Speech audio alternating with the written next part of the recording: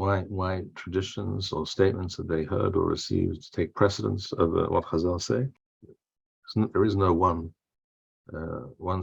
size fits all answer to that, because in certain cases such a claim may be true. Not in I would think a majority of cases, but in some cases it's true because of a very much changed reality and set of circumstances. Certain things need to be re-examined, revisited, and this is not new. We see this in the Tosafot, for example, quite frequently, but even before the Tosafot, the Gaonim did the same thing. Gaonei Bavel, the claim of some people, certain Rambamistim, for example, that the Tosafot are guilty of this, of moving away from Hazal, not taking Hazal at their word, is not true. And the Gaonim, when they felt it was absolutely necessary to do something like that, they did exactly that. For example, according to the din of the Talmud,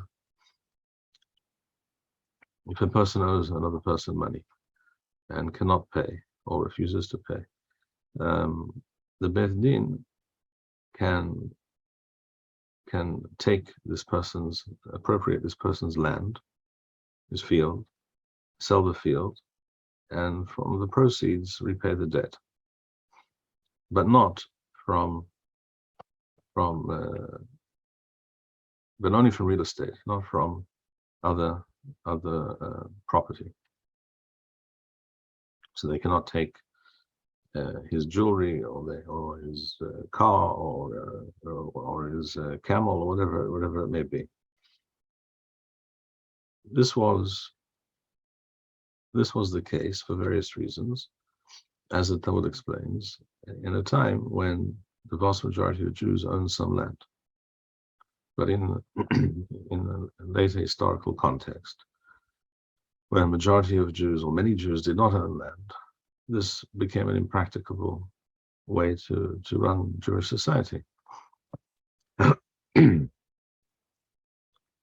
Because if you maintain that halachic position, and many people have no land because they're merchants, shall we say, which is exactly what happened, then the entire economic system will fall apart, and people will not give loans to people who need loans because they believe that it's very likely they will not be repaid.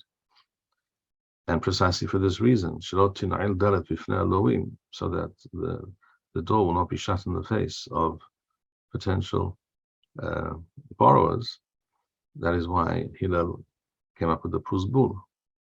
So the Geonim simply said, well, the halacha from now on is such and such, that the property, even if it's not real estate, of the person owing money may be seized in order to repay the debt.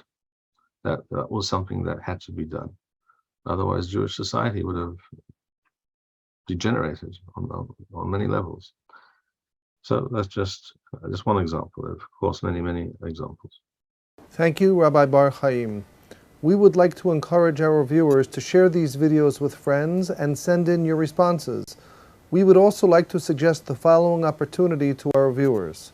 If you identify with Rabbi Bar-Hayim's message and would like to sponsor or dedicate a video interview with the rabbi in honor or memory of a loved one, if you would like to obtain Birkon Nusach Eretz Yisrael or invite the rabbi for a speaking engagement, please email us at office@machonshilo.org.